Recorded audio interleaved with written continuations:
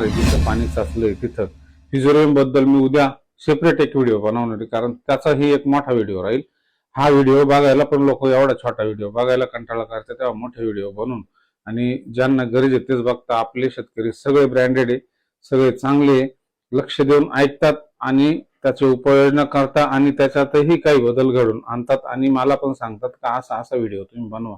मित्रांनो, फॉलो करा पेजला. भविष्यात आपल्या शेतकऱ्यांसाठी भरपूर माहिती आपण गोळा करणार आहे.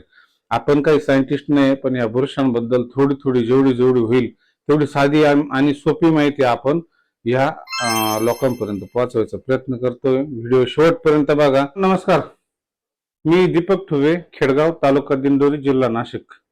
माझ्याकडे द्राक्ष आणि डाळिंबे.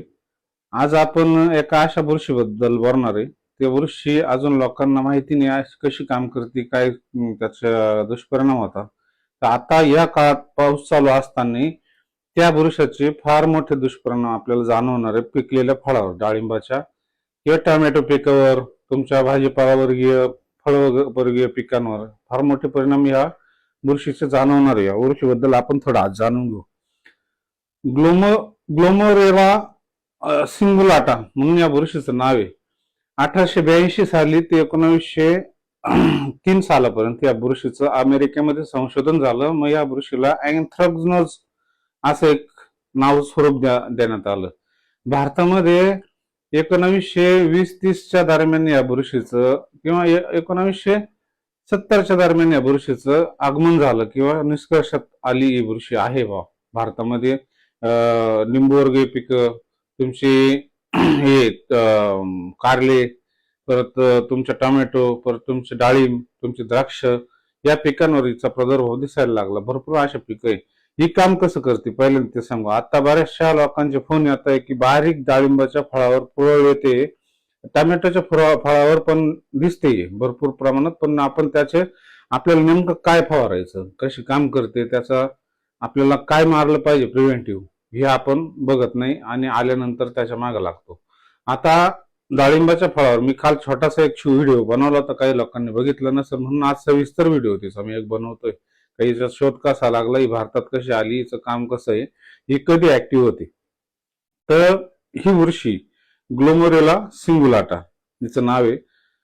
ही ऍक्टिव्ह होते 20 ते 30 डिग्री टेम्परेचर असताना आणि 80% आर्द्रता, 80%च्या पुढे आर्द्रता असताना ही ऍक्टिव्ह होते.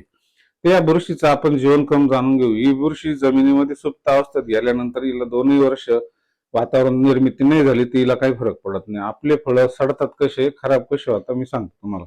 बारीक बारीक पुरळ फळ लाल असताना तिला दिसायला लागते. जेव्हा 2-3 दिवस, आता सलग पाऊस आहे आपल्याकडे, बऱ्याच त्यांना थुई पाऊस आहे, बारीक पाऊस आहे, काहीला पावडरी मारता येत नाही, अशा वेळेस या बुरशीचं आगमन आपल्या बागेत झालेलं आहे. आणि ज्या वेळेला आपल्या बागेतून पाऊस जाईल आणि थोडं सूर्यप्रकाश येईल त्या बुरशीचा अटॅक आपल्या बागेवर जास्त होईल. त्याला आता करायची उपाययोजना आणि आल्यानंतर करायची उपाययोजना काय माहिती का.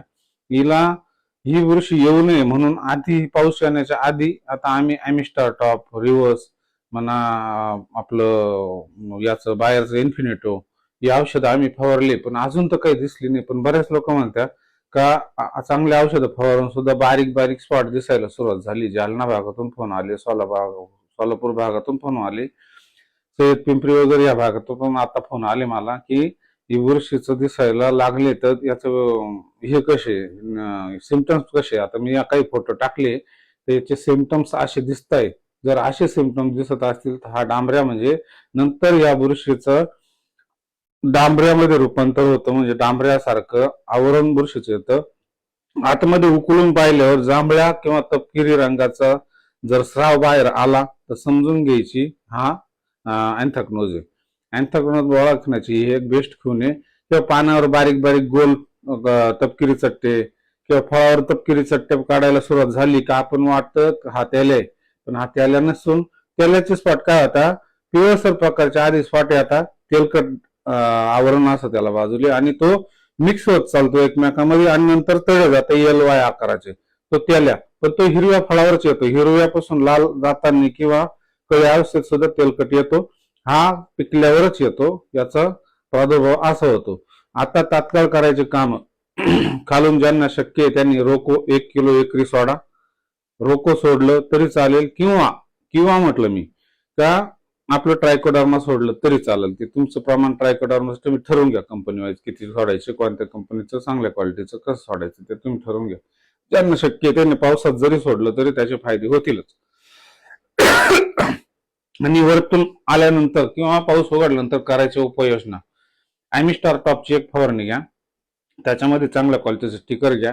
रिव्हर्सची एक फवारणी घ्या, रिव्हर्स आणि स्कोअर सुद्धा चालेल.